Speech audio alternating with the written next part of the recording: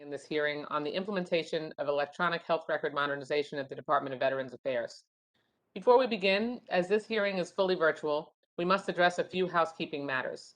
For today's meeting, the chair or staff designated by the chair may mute participants' microphones when they are not under recognition for the purposes of eliminating inadvertent background noise. Members are responsible for muting and unmuting themselves. If I notice that you have not unmuted yourself, I will ask you if you'd like the staff to unmute you. If you indicate approval by nodding, staff will unmute your microphone. I remind all members and witnesses that the 5-minute clock still applies.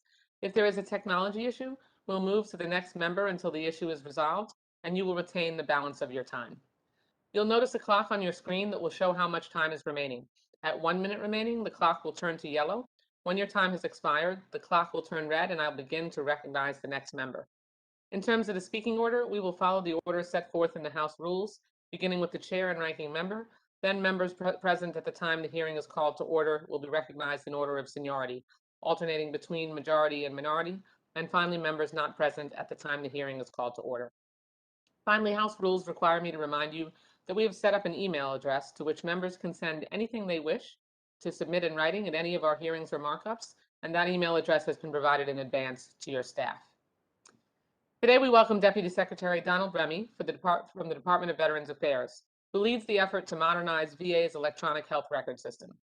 The Deputy Secretary, who was recently confirmed in July, can shed light on challenges VA has faced implementing the new health record system and findings from the recent strategic review of the program. He can also speak to how VA intends to improve the rollout process moving forward.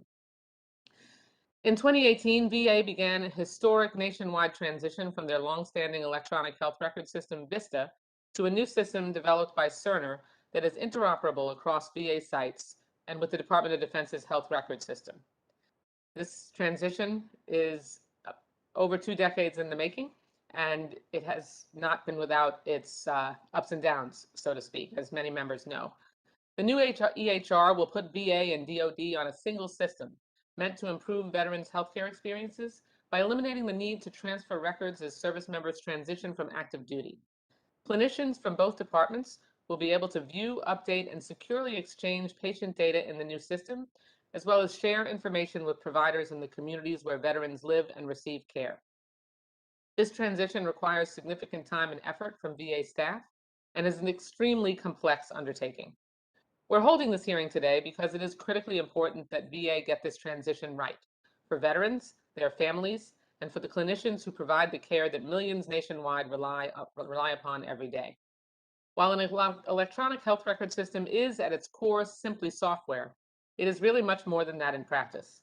An electronic health record is a tool for clinicians to make their very difficult jobs easier and to inform and improve healthcare delivery and outcomes for our veterans. At the end of the day, this whole undertaking is about improving patient care. The last oversight hearing on this topic, held by our subcommittee, was in February of 2020, after significant programmatic delays and poor communication from VA on the status of the stalled EHR rollout process. Since that hearing, there have been some significant developments. VA's first, and thus far only, go live with the new EHR system took place at Mann Grandstaff VA Medical Center in Spokane, Washington, 1 year ago this month, in October of 2020. This was the first of what is expected to be more than 150 go-lives at VA sites nationwide by 2028. VA had originally planned to go live with the new EHR system at 3 sites in 2020 and 11 more sites in 2021, but there have been multiple setbacks to that timeline. At this point, VA is more than 1 year behind their initial schedule. Unfortunately, the first rollout at Mann Grandstaff has been more difficult than expected, with serious concerns raised by staff, veterans, and external stakeholders. Complaints of lost productivity from clinicians and of inadequate training on the new system have persisted since last October. The Government Accountability Office, GAO, recently briefed our staff on findings from interviews with Mann Grandstaff end users, which showed predominantly negative views of the new EHR system among clinicians and medical staff, with specific concerns on the quality of training provided. Perhaps more concerning are the reports of potential patient safety issues from clinical staff, such as missing information from patient medical histories, which is obviously very serious, which could lead to treatment errors. While there have been no reports of patient harm, thank God, at Mann Grandstaff, this is not a concern to be taken lightly. In March, one of the first actions that Secretary McDonough took after arriving at the VA was to pause all additional go-lives and conduct a top-to-bottom strategic review of the EHRM program, including an analysis of the problems at Man Grandstaff. Now, I applaud the Secretary for taking this step, and he has been extremely communicative with me, making sure that we are aware of the decisions that they're making at each step of the way. And the strategic review was a useful and necessary exercise that identified many recommendations to improve the rollout. I understand VA is now taking steps to implement those recommendations into the rollout plan for future go-lives. This includes improving clinician training, focusing on change management, and incorporating medical staff from VHA into the planning process. I expect that we'll hear from the Deputy Secretary today about what VA found during the strategic review and what steps VA has taken to implement the recommendations to ensure that future go-lives do not repeat the same mistakes. Regarding funding, which is obviously our primary concern here in the Appropriations Committee, Congress has provided a total of more than $6 billion to VA for this effort just since 2018. Our House passed FY22 bill included an additional $2.64 billion for the program with 3-year availability. This robust investment would allow VA to move forward with planning and executing more go-lives in future years. Earlier this year, however, the VA's Office of Inspector General found that the original 10-year, $16 billion life cycle cost estimate for the program excluded nearly $6 billion of additional IT and physical infrastructure costs. As a result of the Inspector General's findings, I understand that VA is now undertaking a new cost estimate for the program to incorporate all additional costs. Given the delayed implementation timeline and the outdated cost estimate, it is no longer clear to us what level of funding is truly necessary to support the program in FY22 and beyond. I ask that VA take whatever steps possible to expedite this new estimate and to provide us with updates along the way. We can't operate blind in this subcommittee without having real numbers and understanding what your needs are. And at this point, the revised estimate timeline is going to be problematic for us to develop those plans. And the revised estimate will be critical for us to do our job as appropriators. Let me close by saying that it's critically important for the VA to get this transition right. That's the most important thing. From our perspective on the Appropriations Committee, we want to see VA move forward with executing this transition in the most expedient and efficient manner possible. At the same time, however, we must also ensure that VA's transition to the new system is not executed in haste simply to meet an arbitrary deadline. Stumbles will happen when undertaking such an ambitious project, but it is necessary to take the time to address any problems before moving forward, or else those problems will be repeated. There's a reason why we've provided funding with 3-year availability, to allow VA the time to adjust their approach and to get this right. I understand that VA is eager to continue moving forward with additional go-lives next year, but the problems identified at Man Grandstaff must also be addressed and accounted for in future rollouts. VA has a responsibility to demonstrate improved progress at Man Grandstaff. This progress will help build confidence in the new system among VA staff and veterans. Much will be riding on the next set of go-lives, and it will be particularly important for VA to be transparent with Congress and the public about the status of those implementations. We cannot lose sight of the purpose of this whole undertaking, which is to improve healthcare delivery and outcomes for our veterans. Deputy Secretary Remy, I look forward to working with you closely on this, and I'm committed to ensuring that the rollout is executed effectively moving forward. And I'm hopeful that with you and Secretary McDonough now in charge, VA will be able to address these problems and improve the rollout moving forward. And I do want to express my appreciation to you and Secretary McDonough for your consistent and open communication on this issue with us so far. I will tell you that, in the previous administration, although I had a good line of communication with the Secretary, he tended to give us notice about things at the very last second, catching us flat-footed, and being surprised is not a fun experience and not responsible. So I hope that we can receive your assurance that VA will continue to have the open dialogue we've had in the coming years. With that, I'm pleased to yield to our ranking member, Judge Carter, who is my friend and been an excellent partner to work with on these and other issues. I yield to you for your opening statement. Judge Carter? Thank you, Madam Chair. Thank you for holding this hearing. Good morning to everybody. Well, a lot has happened since our last hearing on Veterans Electric Health Care records in February 2020. However, our goal has not changed.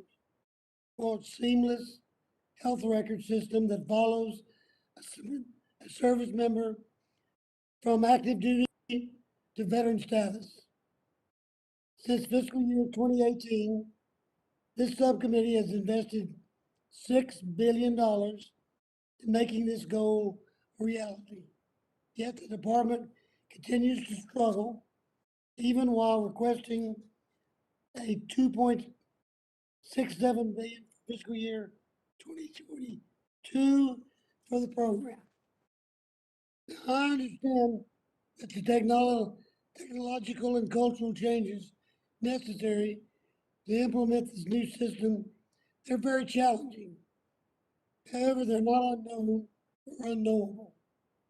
Madam Chair, before we provide another significant amount of funding, I want us all to be confident the department is on the right track and will implement the new system within the 10-year time framework as planned. Mr. Remy, thank you for being here to answer questions today. I look forward to this hearing. I yield back. Thank you, Judge Carter. Appreciate your remarks. And I don't believe we have either Chairwoman DeLauro or Ranking Member Granger here. Not seeing them. Deputy Secretary Remy, your full written testimony will be included in the record, and you are now recognized for 5 minutes to summarize your opening statement.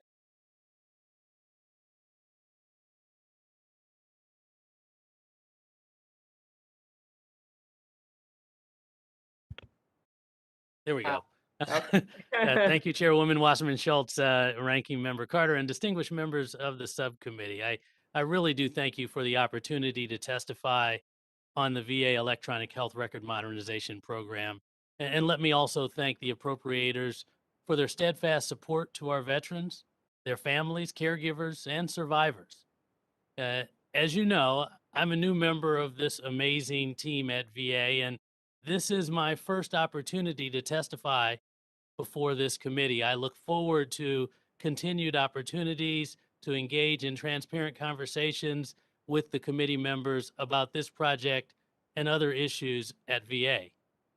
My journey to this position includes serving as an Army officer, as a member of the Senior Executive Service, and twice as a political appointee. In the civilian world, I worked in the C-suite of major enterprises and as a global partner in global law firms. And throughout all of these experiences, I've learned that success of a program is not the sole responsibility of one leader, of one facility, or one vendor.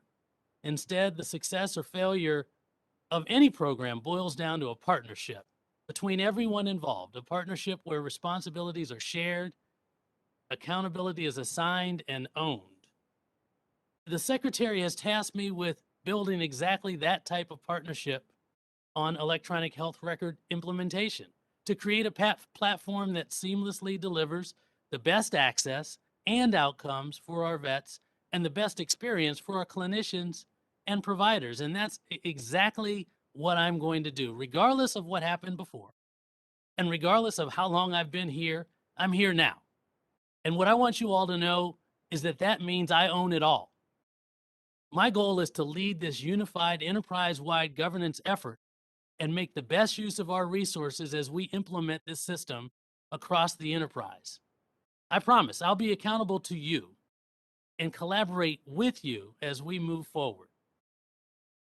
As members of this subcommittee are aware, our handling of EHR to date has failed to live up to this program's promise for our veterans and our providers. I think we heard some of that in the opening comments of the Chairwoman. The findings of the strategic review were detailed in prior testimony, and they're reflected in my written statement, and I'm happy to talk about any of those issues here. But what I want to do is to convey 3 points to you in my opening remarks about what we're doing to move forward. First, that we're learning from the implementation mistakes of the past. Second, that the Cerner system works, and we've properly positioned this program for success. And third, we're bringing together all relevant stakeholders, internally and externally, to ensure an effective EHRM deployment. Now, on that first point, let me make clear that I appreciate our employees on the ground at Man Grant Staff. They've worked really hard during very difficult circumstances to make this program successful. And I also take their concerns very seriously. We've taken steps to work with them to address those concerns, to solidify our processes, and to identify lessons learned. And those lessons learned will allow us to take a closer look from additional perspectives at patient safety, at data management, at access to care, productivity implications, and human capital requirements. But more importantly, those lessons learned are helping us make necessary enterprise changes to mitigate similar issues at future sites and to improve the user experience and adoption. The second point is that the Cerner EHR system works. It's been deployed in over 35 countries. It's being used in more than 27,000 private provider facilities and more than 5,900 hospitals, and it's currently being implemented at DoD sites across the nation. So the natural question is, if it works so well in other healthcare systems, why won't it work at VA? Well, I got to tell you, it will work at VA. But we're making a big change from a system that allows for site-by-site differences in how staff do their jobs to one that will provide standardized workflows across the entire enterprise. I believe this change is going to benefit veterans and providers over the long run, but it is a difficult transition, one that goes beyond just the technology of the system itself. And that brings me to my third and final point, breaking down barriers to get the job done. Throughout the history of this project, silos have been unintentionally created within VA. The strategic review showed that our teams weren't working together with the same information and goals in mind. And look, since I've been here, I've even seen some of these barriers myself. But now I believe it's my job as Deputy Secretary to make sure every stakeholder has a voice in the EHRM effort, from veterans to VHA to caregivers, not only in building the system, but in testing the system and training on the system to ensure accuracy before deployment. That's why we're working with Cerner on site readiness activities through our Office of Functional Champion. By embracing change management in a high reliability organization and adopting modifications as outlined in my written testimony. We're going to set up each new site for deployment and success. Madam Chair, I know I'm running out of time, and I want to say that's why our continued conversations with Congress are so important. By making these changes and the others outlined in my written testimony, I think we can. I think we will get this effort back on track. I think EHRM will succeed because success is non-negotiable. It's a must-do, and we're moving forward. VA has done this before. We talked about Vista previously. We were the first integrated healthcare system to fully deploy an electronic health record across our enterprise. And now we'll create the first electronic health record system that allows veterans to access their healthcare records in one place from the first day they put on their uniform to the last day of their lives. Madam Chairwoman, with that, I'm happy to take your questions. Thank you so much, Mr. Secretary, and I appreciate your enthusiasm, and I've been appreciative of being able to talk with you and your transparency. But we really need to go beyond enthusiasm. We have to make sure that we are getting really granular about getting this right, and so that's what the purpose of this hearing is. And so, look forward to the question and answer. I recognize myself for 5 minutes of questioning, and I put the order of questioning in the chat for members. I'm torn between trying to starting with substantive questions versus the more appropriations-oriented questions, but we'll do a couple of rounds. So I'll ask you the appropriations questions if I don't have time in this round.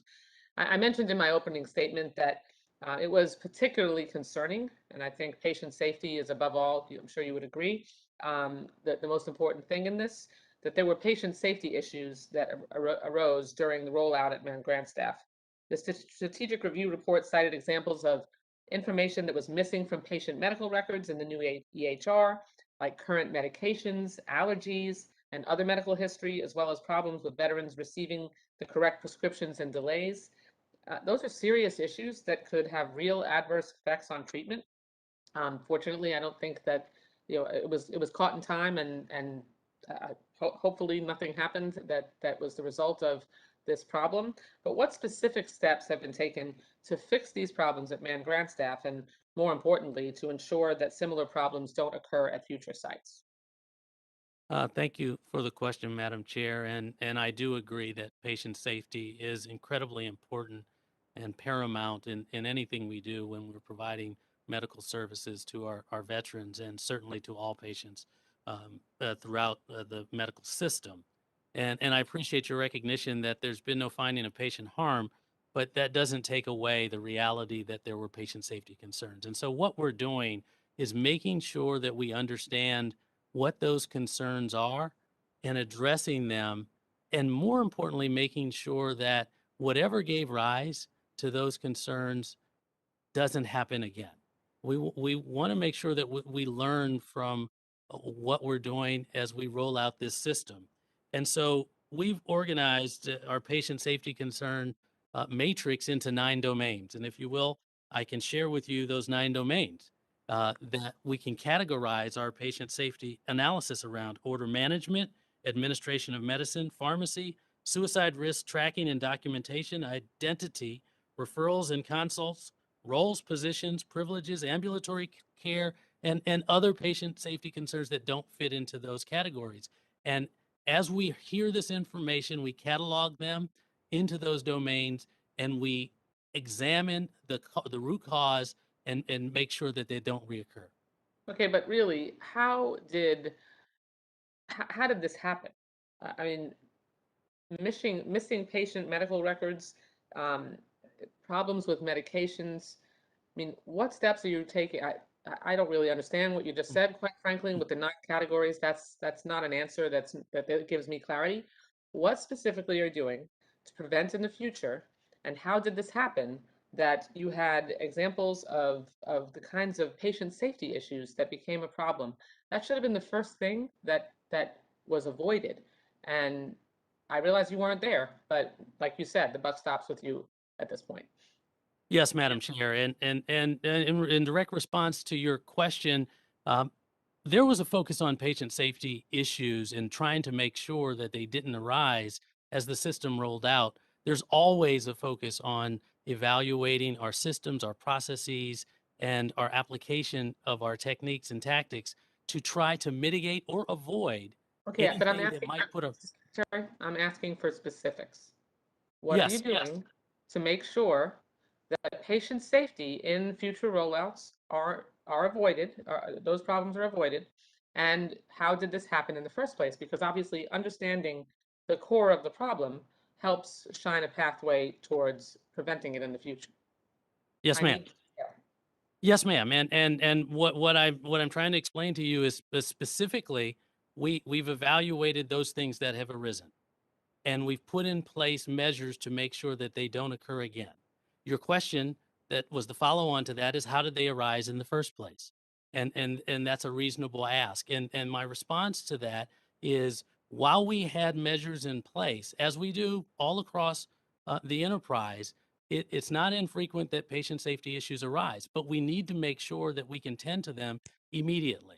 And that's what we did at Man Grandstaff, and that's what we'll continue to do. So we have people evaluating for issues that might arise. We're talking to our clinicians, our practitioners. We're understanding the concerns that might arise from our veteran community, and we're putting in place uh, um, protective processes to evaluate as the system rolls out and in the training to make sure that we're focused on things that might create a patient safety concern.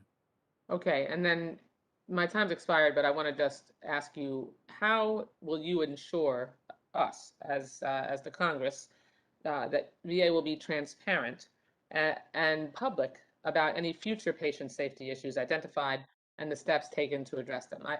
Like I said, I talk to you regularly. I speak to the secretary, but it's not enough just to inform the chair of the VA, the HVAC committee and the MILCON committee. How are you going to make sure that you are transparent with us and transparent with the public?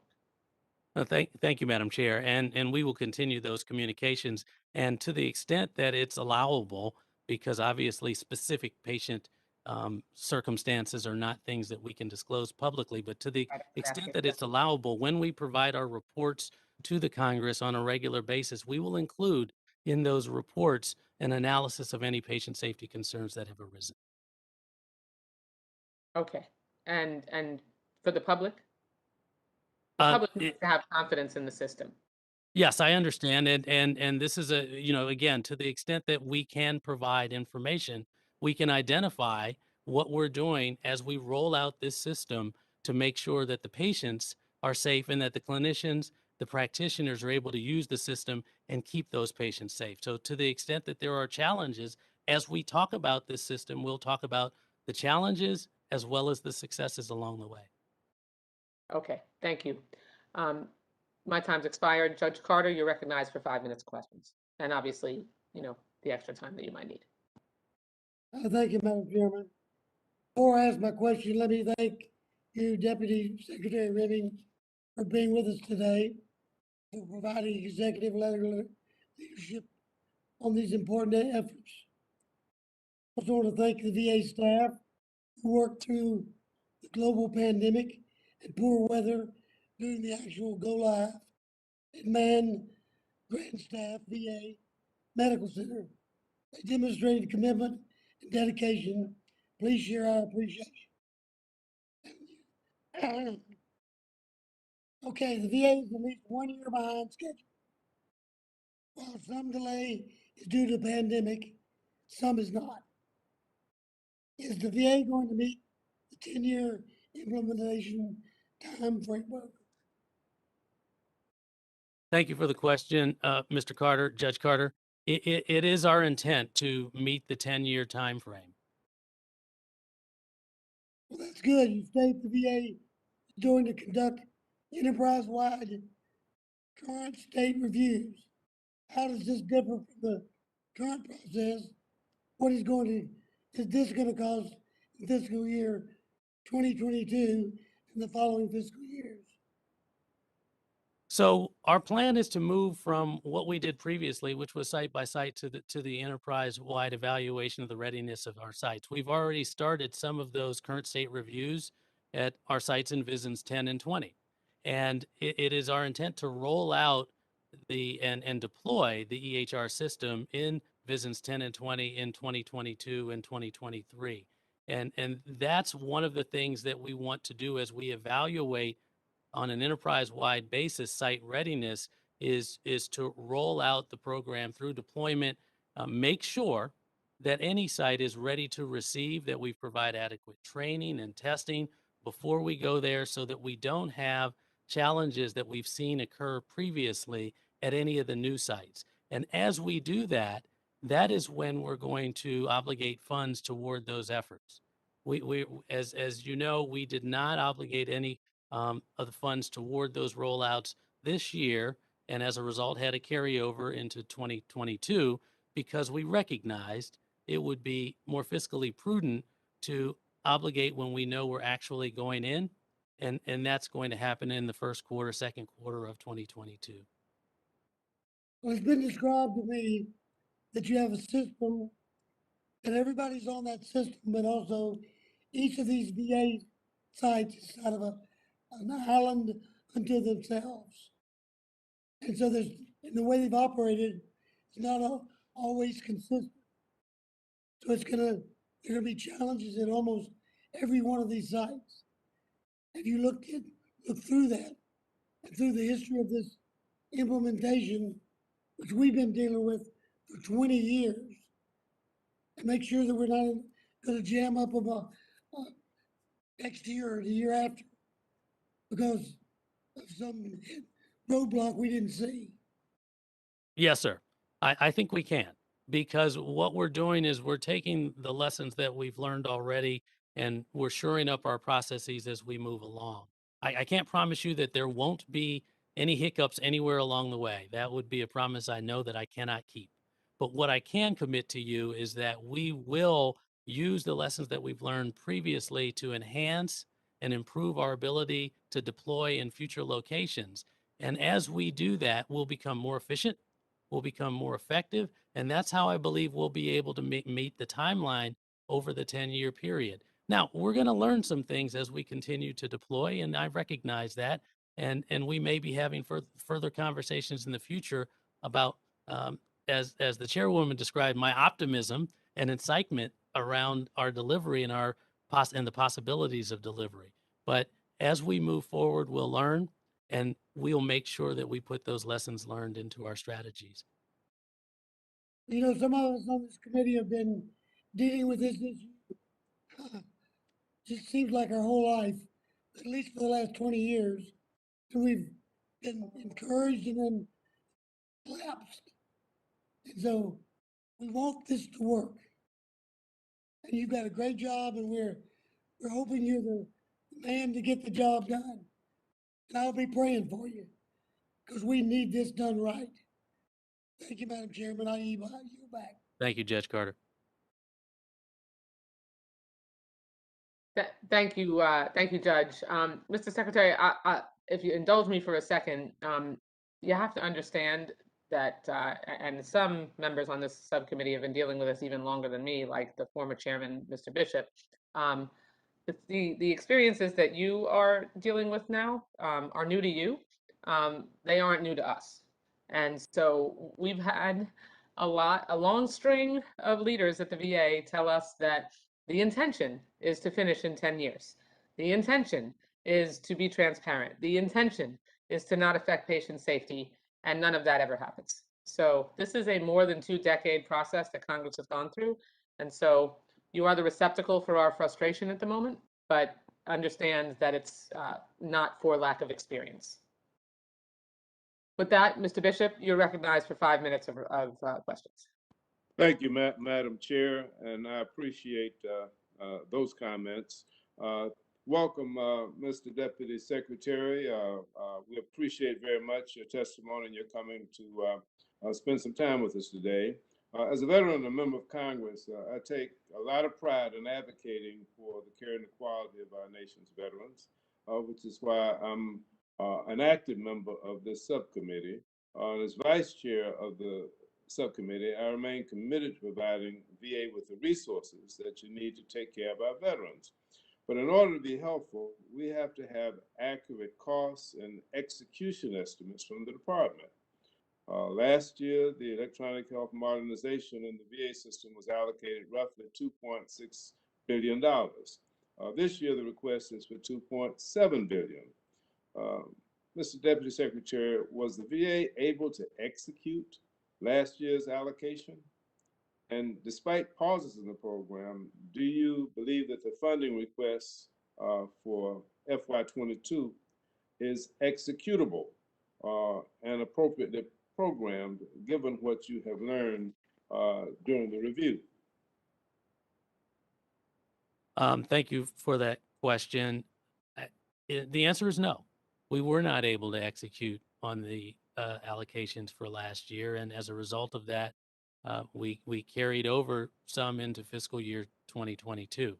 And one of the reasons was, of course, the strategic review, but also because we recognized that at the point in time that we would have needed to obligate those funds, we simply weren't ready to say, yes, we can obligate and we can deliver. We needed more information, more data, and we collectively wanted to make sure that we were being good stewards of the public fisc.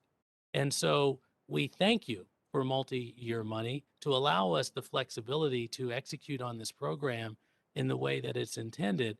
But we're also committed to making sure that we do that when it's appropriate.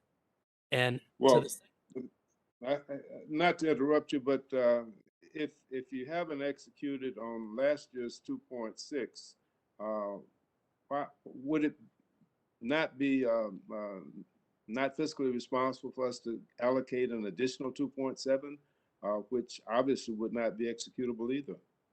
So, Mr. Bishop, our plans, in fact, are to execute in 2022. We merely were at a point at the end of the fiscal year that we weren't prepared to do some of the things we are prepared to do in 22 and 23. And so I believe that our plan to roll out and deploy at sites in VISNs 10 and 20, our need to provide infrastructure support to make sure that all of our sites are going to be ready when we deploy this system to those locations.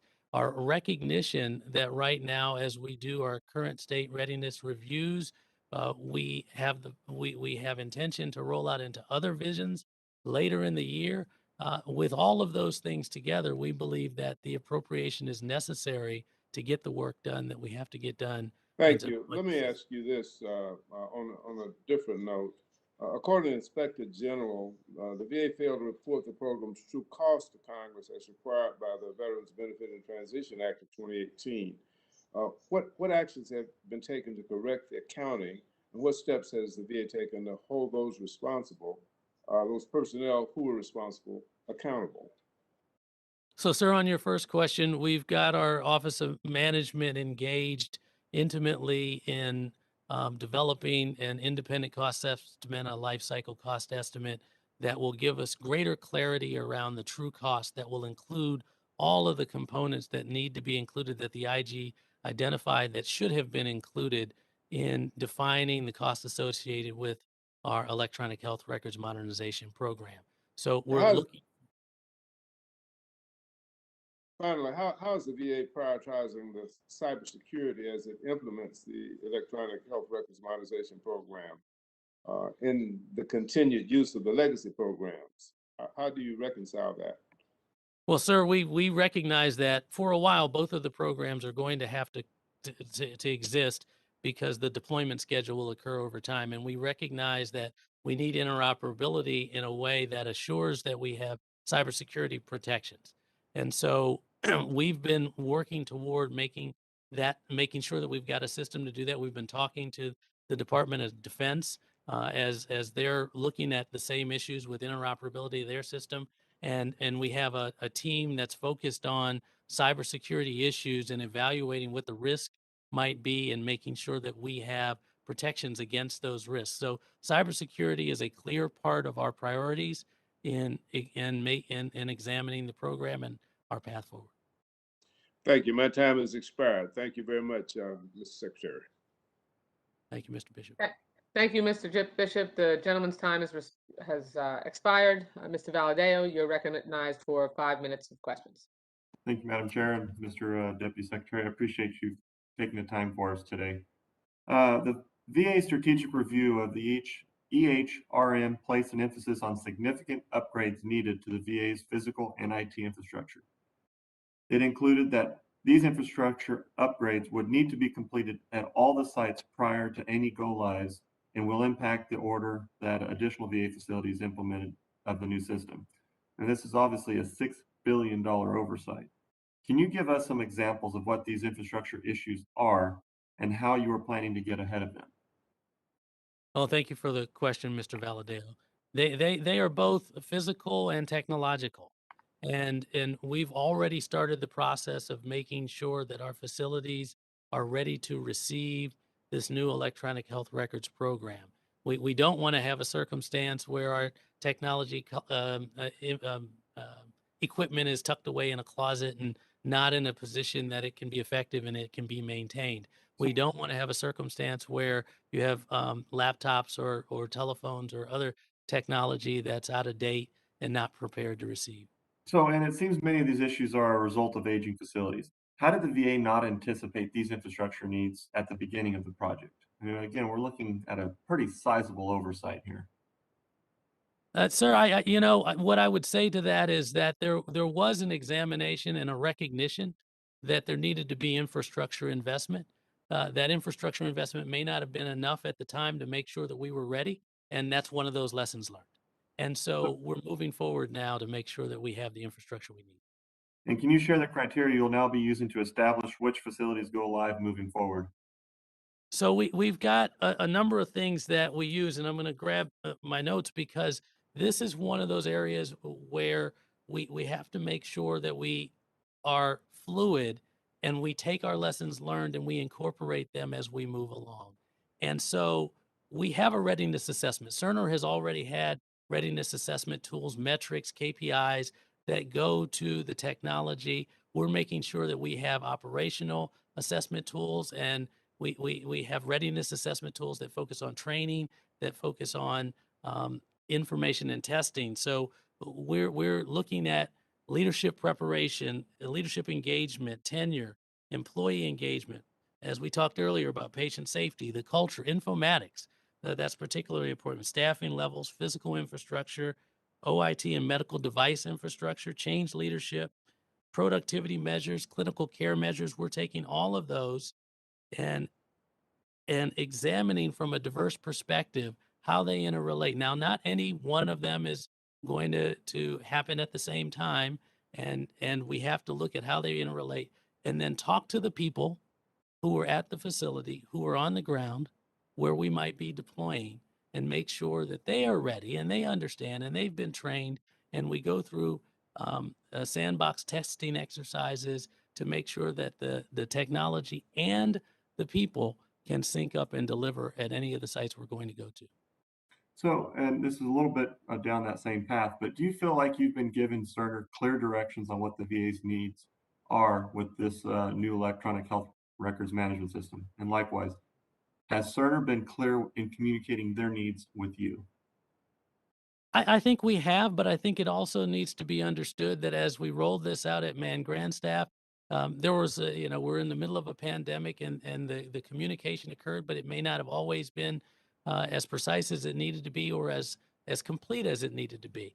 That's something that we've been working on from day one, and it's something that we'll continue to work on to make sure that we're clear in terms of what the needs of our clinicians, of our practitioners, of our veterans are to have this system come into their environment and enhance patient care.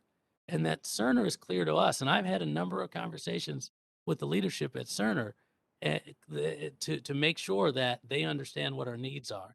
But those conversations are also occurring on the ground.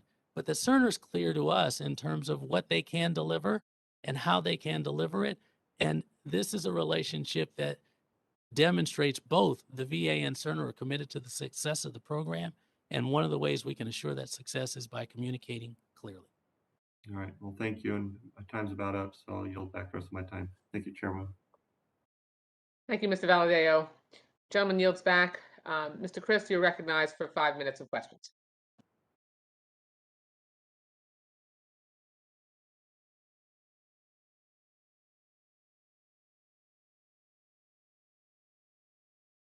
Thank you, Madam Chair. Mr. Secretary, thank you for being with us. Appreciate your presence today. In the July 2021 Inspector General Report on Health Records Modernization Cost Estimates, the IG made 6 recommendations to the VA on how to improve accuracy and transparency.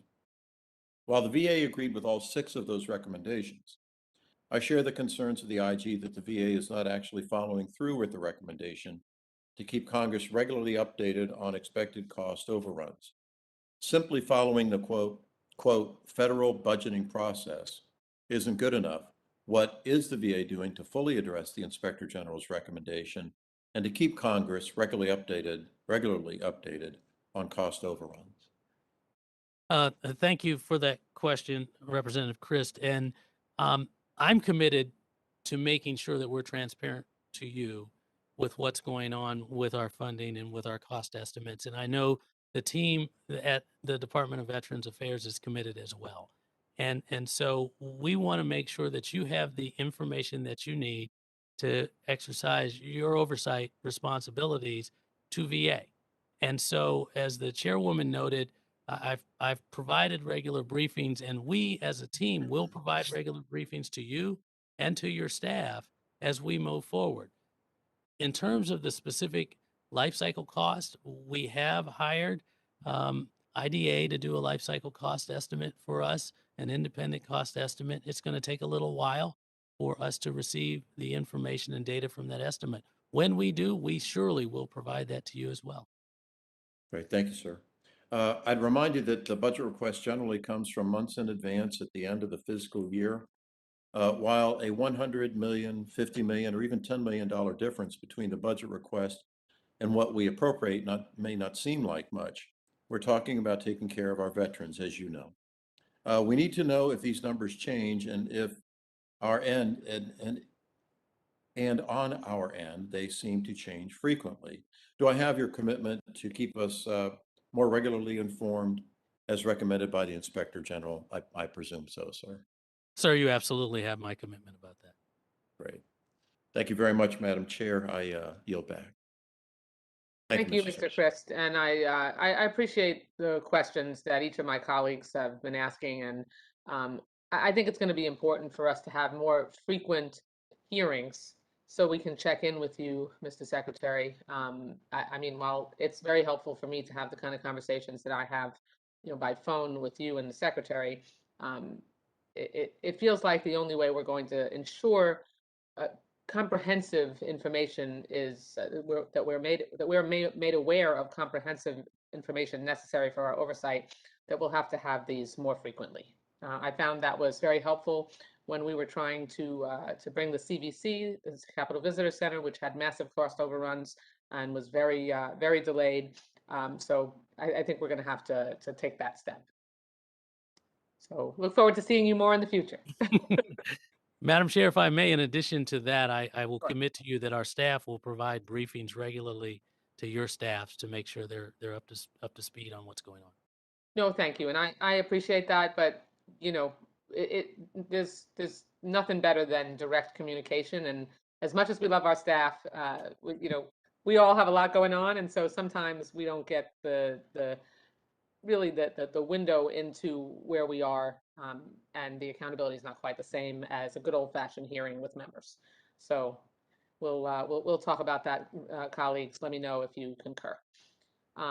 With that, Mr. Rutherford, you're recognized for 5 minutes of questions.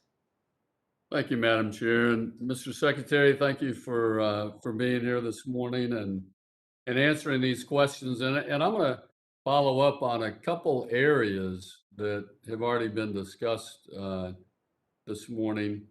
I want to talk a little bit about the timeline, as the Chairwoman was just discussing. Concerned about some patient concerns that I want to ask you about. In the IT infrastructure and cyber resiliency. But on the timeline, the 10-year rollout, are you, first, a simple answer, are you fairly confident on the 2028 deadline now?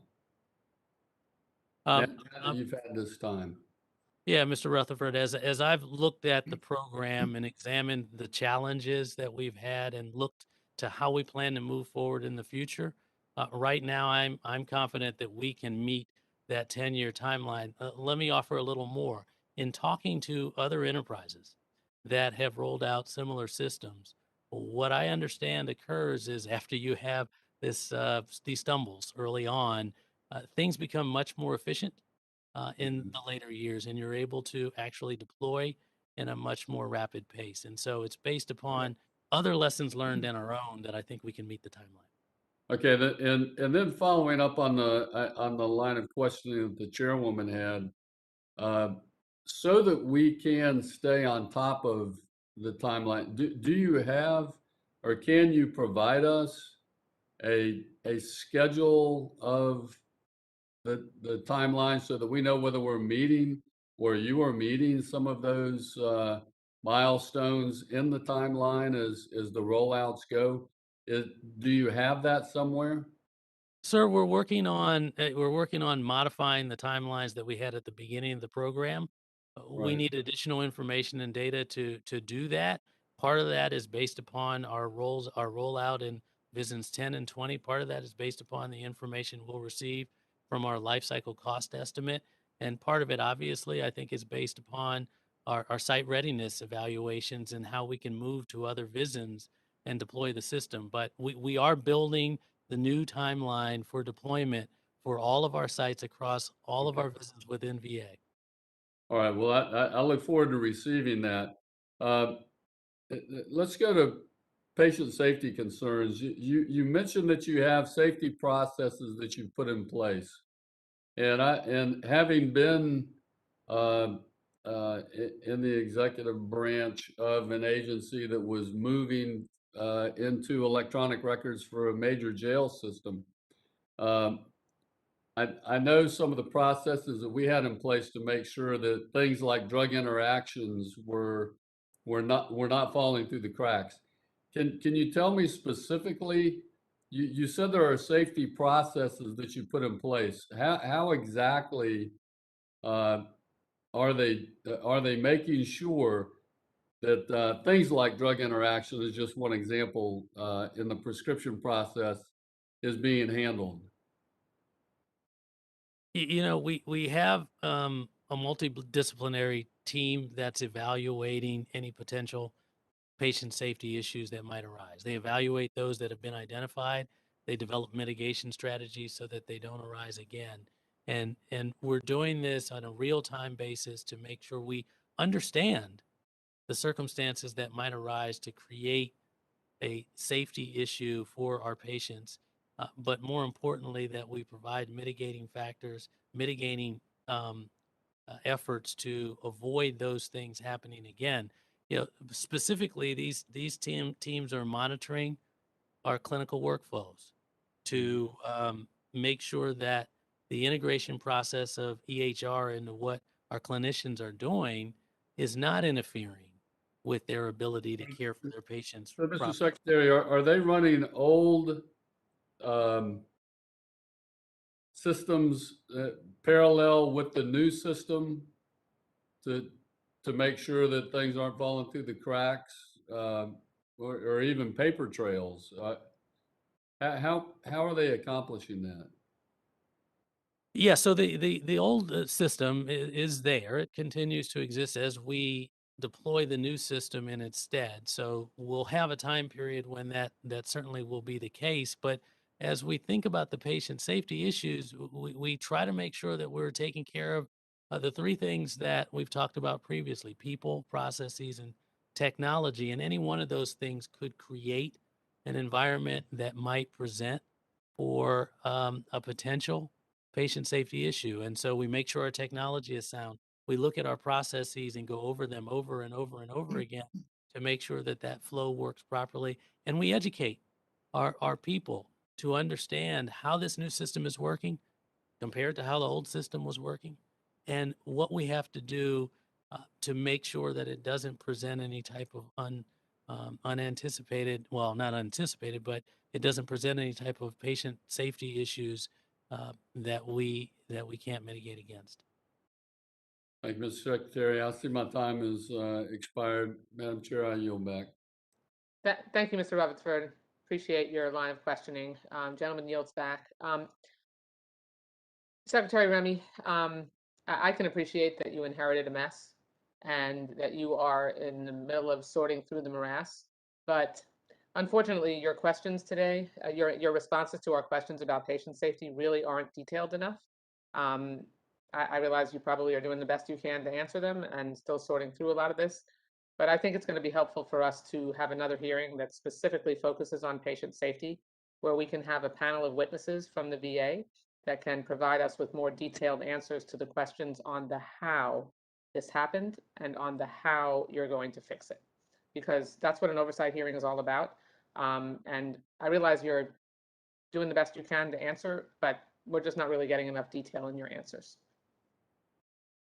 Well, Madam So- Chair, I appreciate that, and I have spent time with our team and with our clinicians, with those who have evaluated the patient safety issues that were presented at Mann Grandstaff. I've been assured that the process that I've described has resulted in the mitigation of those issues. But certainly, subject matter area experts would be more than appropriate for the committee to Yes, talk to. and I can appreciate that, but we can't just go with trust us, trust me. We can't go with generalities. The purpose of an oversight hearing is for detail. And that way we can make sure that we can reassure our constituents who, you know, when these rollouts make news and there are patient safety concerns and other concerns, that we can reassure them that, you know, we're on the subcommittee that is on top of this, and that we can give them specific answers to questions that they're asking us. So generally, when we have an oversight hearing, and I know in a virtual environment it's more challenging, but usually that there would be multiple folks who would join you to be able to answer more detailed questions when you only have more general information. So we'll just do we'll do another one so that we can dive into this a little bit more deeply. I hope that, and forgive me for jumping in, my colleagues, in between the questions. I try not to usually do that. So I just wanted to try to help us along. With that, Ms. Lee, you're recognized for 5 minutes of questions. Thank you, Madam Chair, for hosting this important hearing, and I want to thank Mr. Remy for being here today. I've closely been following the rollout of the electronic health record since I came to Congress, and as the chairwoman of the House Veterans Affairs Subcommittee on Technology Modernization, I've consistently voiced my concern about the structure of the financial management of the VA.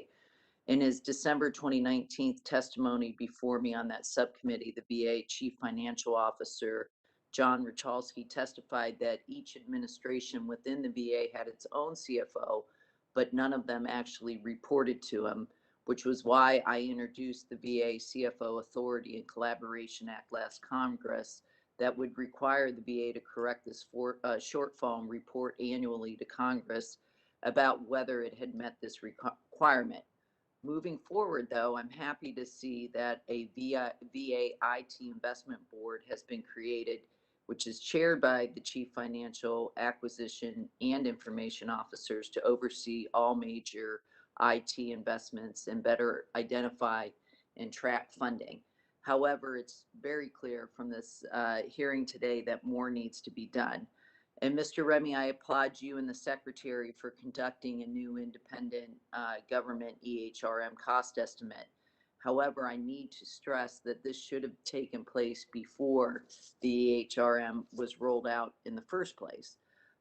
For future projects, however, do you foresee utilizing this investment board to create life cycle cost estimates that are then validated by independent entities such as the Institute of Defense Analysis as required by law?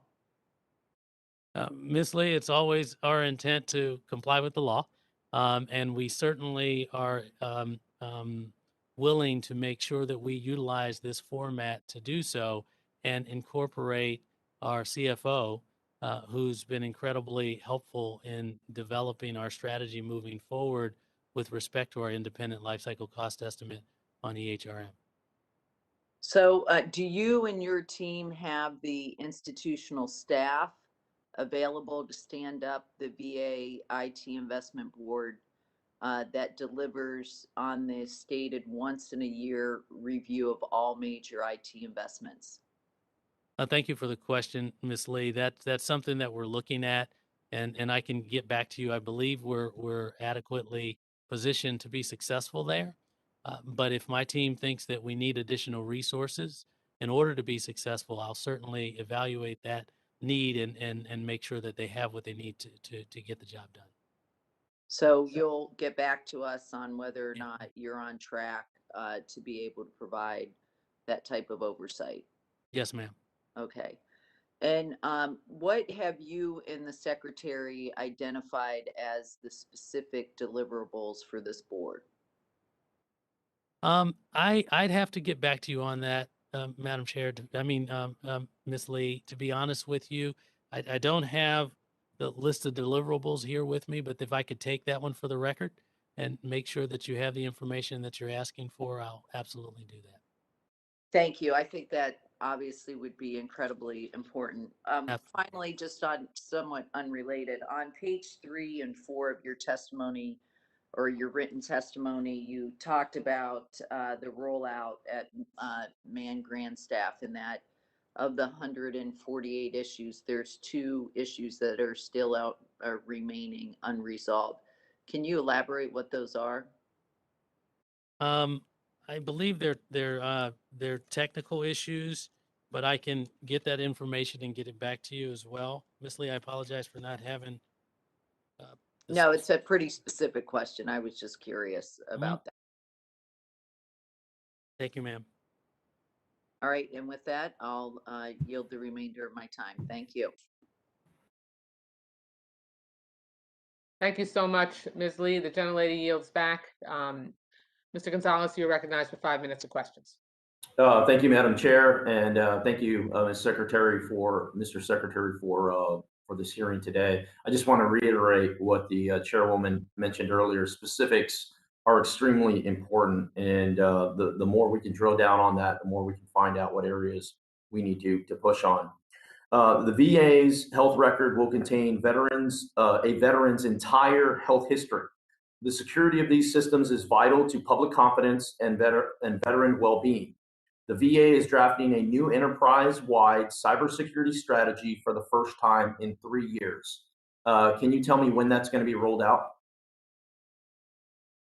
My understanding is that it's still in development, and you're asking for the specific date. I apologize, I don't have the specific date for rollout, but it is something that is including the exploration of all the new architectures that are associated with cybersecurity, and it is a top priority for us, Mr. Gonzalez. And so, thank you for recognizing it, for acknowledging it, and for bringing it up. I know Mr. Bishop asked similar questions about cybersecurity, and as I've spoken with the team about this, I understand that it's something that will be rolled out in the very near future. Yeah, I was told September, and here we are in October. And if you don't have a cybersecurity strategy, it's very difficult for you to implement cybersecurity across the department. And I'm very concerned with that. And every month that goes by, every year that goes by, that strategy becomes more and more obsolete. So it's so critical that we get going. This isn't a nice to have. We're already seeing these cyber intrusions in every aspect of our lives, right? Whether just throughout. So it's only a matter of time. It's already been happening, but it's only a matter of time before the VA becomes the next target in that. And I won't go into specifics, but I really would like maybe at a later time or follow up is to get specifics on what is working and what is not working in particular when it comes to cybersecurity. Oftentimes people won't highlight the things that aren't working. They won't highlight. They'll talk about all the wonderful things that are happening. But even if it's a private conversation, I would like to know, I think it'd be helpful for this committee to know where some of the landmines have been so we can help. We can get ahead of the problem in general. My next question is, folks, veterans in El Paso in particular have been long forgotten. And one of the things that concerns me is them in particular. The subcommittee appropriated, very excited, the subcommittee appropriated $150 million to construct a new veteran health care center in El Paso.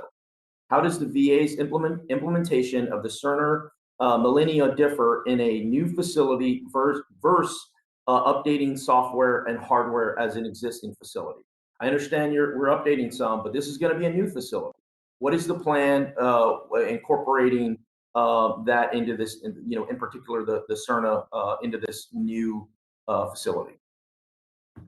Thank you for your question, Mr. Gonzalez, on this issue, because it's important for me to convey to you that as we find facilities, and you're identifying a facility that's going to be brand new, that are ready, that we can go through the process of determining the readiness to receive the electronic health record system, we can move forward smartly there. We're trying to do this, though, on a VISN by VISN basis. And so what you've just identified is a need to make sure that we can be flexible enough to evaluate a circumstance where you don't want to deploy technology that's obsolete. Excuse me. I understand that, and you want to make sure that facilities that are ready to receive and embrace and deploy and operationalize our new electronic health record system can do that in an effective way, and that's something that we'll certainly look forward to exploring with you and with the new facility and the VISN. Speaking of VISN, my last question here. My last question is, VA is aiming to have the electronic health record roll out in all VA medical facilities by 2028, as we discussed. Texas is in VISN 17. Texas is home to more than 1.4 million veterans. Where is VISN 17 in this schedule of rollout? Mr. Gonzalez, as I mentioned earlier, we're still working through the overall rollout for all of the VISNs across the country. And so I can't tell you today where VISN 17 fits. What I can tell you is what we're prepared to do in 2022 and 2023.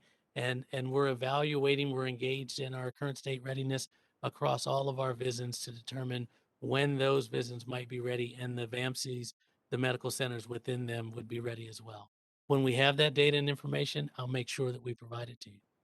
Okay, thank you. That's important to 1.4 million veterans in Texas. Thank you, Mr. Secretary, and I yield back, Madam Chair. So, Thank you, Mr. Gonzalez. The gentleman yields back. I'm going to start a second round. Feel free to let me know in the chat if you have questions for the second round. Otherwise, I'll just go through the order that we asked the first round questions in. Mr. Secretary, I mentioned the findings of the Office of Inspector General on the program's life cycle in my opening life cycle cost estimate in my opening statement. The VA underreported nearly $6 billion in additional costs that will be required to fully implement the new EHR. And I know that the original cost estimate predates your time at the VA, but this is a serious problem that has to be addressed. We obviously want this program to be successful, but it's difficult for us to appropriate funding for a program when no one is certain how much it will cost. Your testimony estimated that this cost estimate will take about a year to complete, which is unfortunate and inconvenient to say the least. But as we await a revised life cycle cost estimate, will the FY23 President's budget request be adjusted to reflect any additional costs for the EHRM program? And I'm going to again ask you that the VA take whatever steps possible to expedite this new estimate and to provide us with the updates along the way, because that's going to be critical for us to do our jobs as appropriators. So I if you can answer understand. that first question. Thank you. I understand, Madam Chair, and we're working as hard as we can with IDA to try to get the life cycle cost estimate completed as quickly as possible. But you note it may take upwards of a year. We also are evaluating what we might need to do for FY23.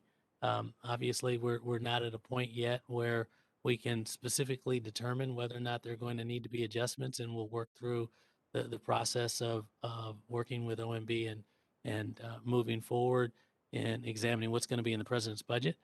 But EHR is one of the areas that we're focused on in determining what funding is needed for FY23. Okay. I mean, obviously, asking for more money when you aren't able to spend the money you have, and you have a 3-year window to do so would not be helpful. And also getting us that information as soon as you are aware of it, and have a better window into it would be helpful too. Now, I understand that any funds that we appropriate in the final FY22 bill will support the preparation work for go-lives that'll occur at sites 1 or 2 years from now. And we're obviously committed to ensuring that VA moves forward with executing this transition, in the most efficient manner possible. And want to remind VA that funds for this program have been appropriated with a 3-year period of availability. But given the delayed status of the rollout and the outdated cost estimate, it's really no longer clear what level of funding is truly necessary to support the program in FY22 and beyond. Now, your testimony asserts that VA's FY22 request remains unchanged.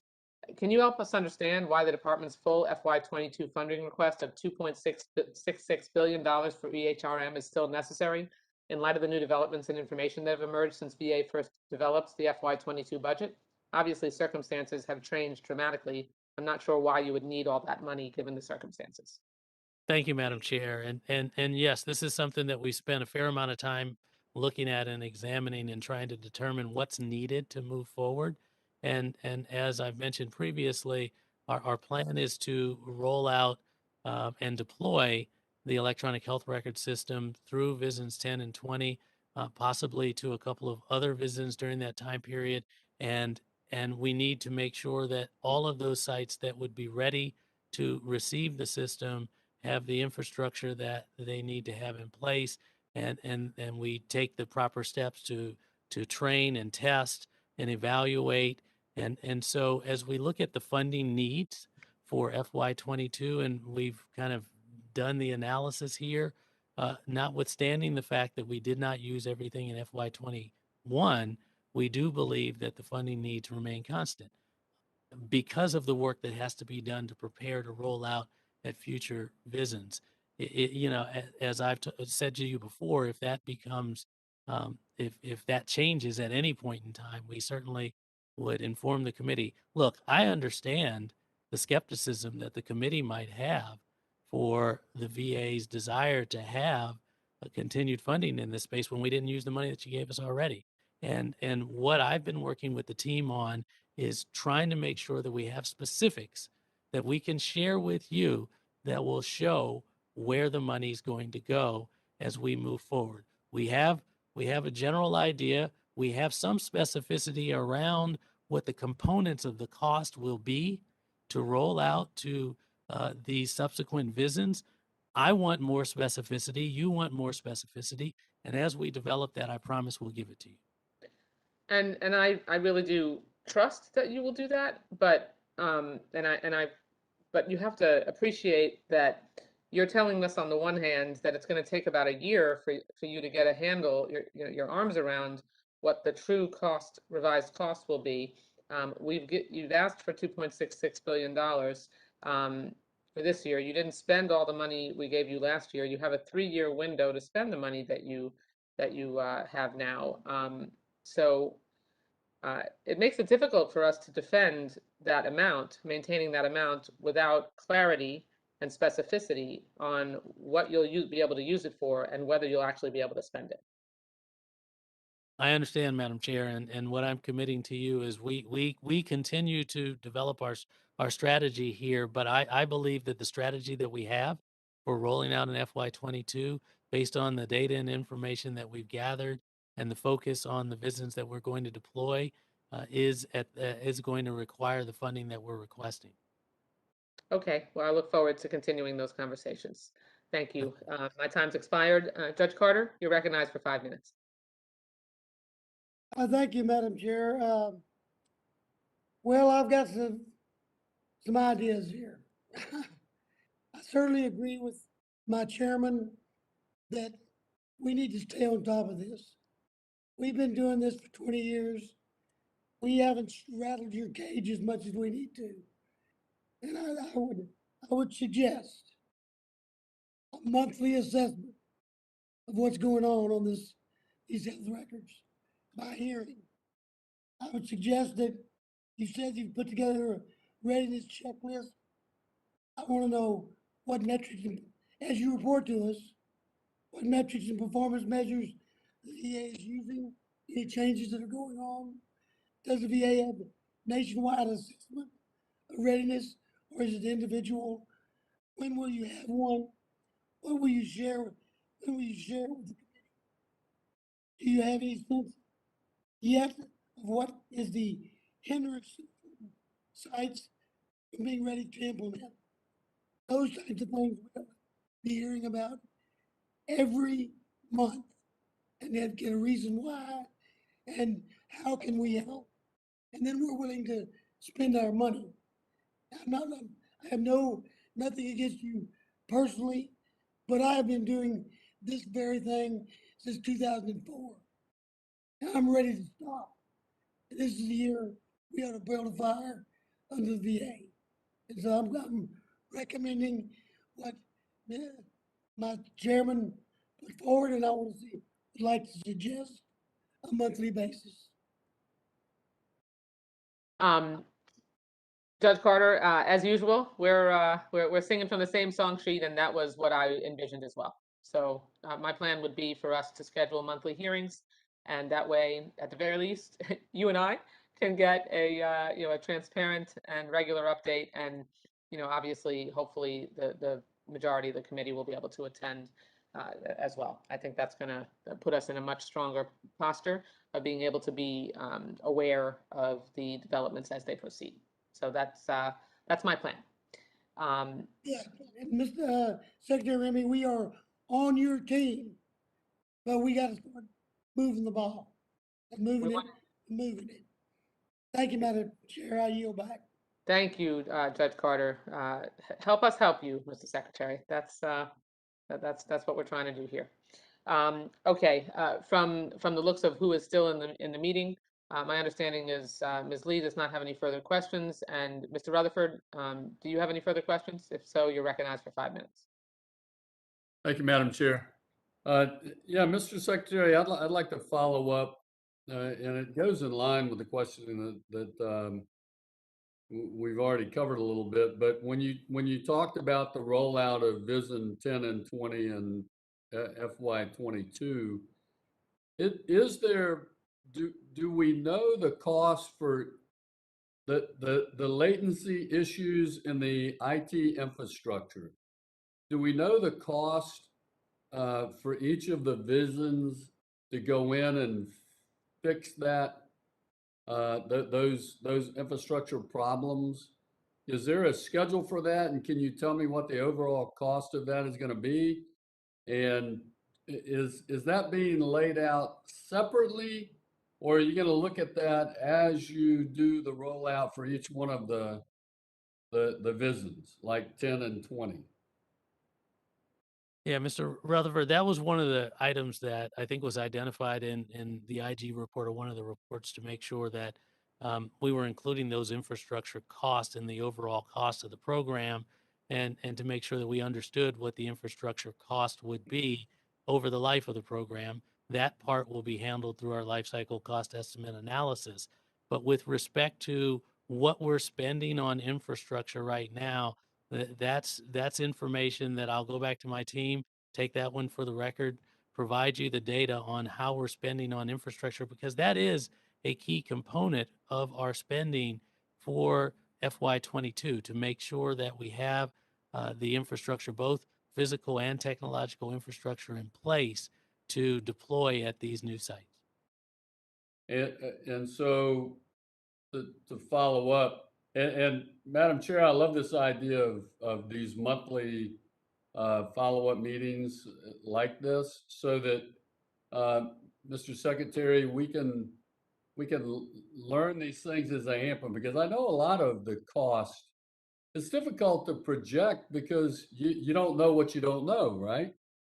And I understand that, but the quicker we understand what is being uncovered during these rollouts, the quicker we can help you, I think, make sure that you're getting everything that you need from us to help mitigate whatever challenges you may run up against. So I'd like to see, now you spoke about VISN 10 and 20.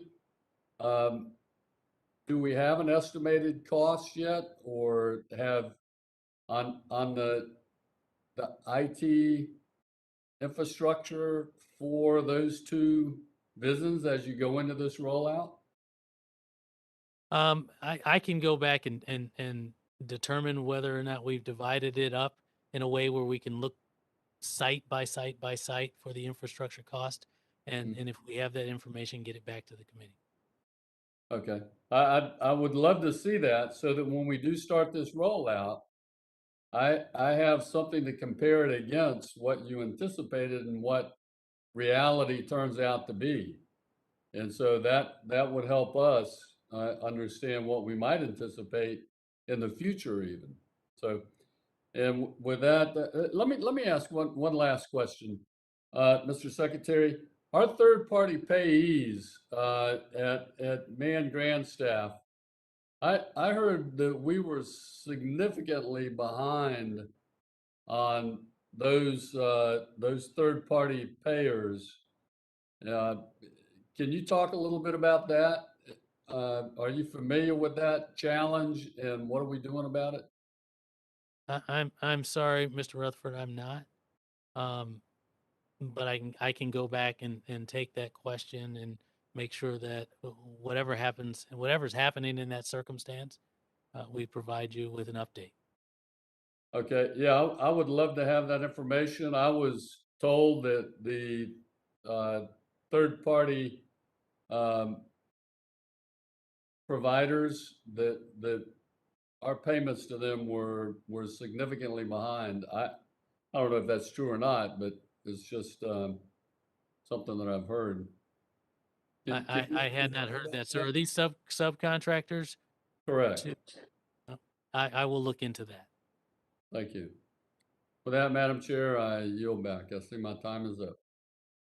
Thank you, Mr. Rutherford. I want to thank Secretary Remy for joining us this morning, and appreciate the really significant challenges that you're facing in trying to unravel all of the challenges. We know it's not easy, and we know you inherited a mess, and it is a cumulative mess of multiple administrations. So, like I said, we want to help you, and I'll yield to Judge Carter for any closing remarks as well. You're on mute, I think, Judge Carter. Thank you very much, Madam Chairman. And great minds think alike. But we've got to get this fire going.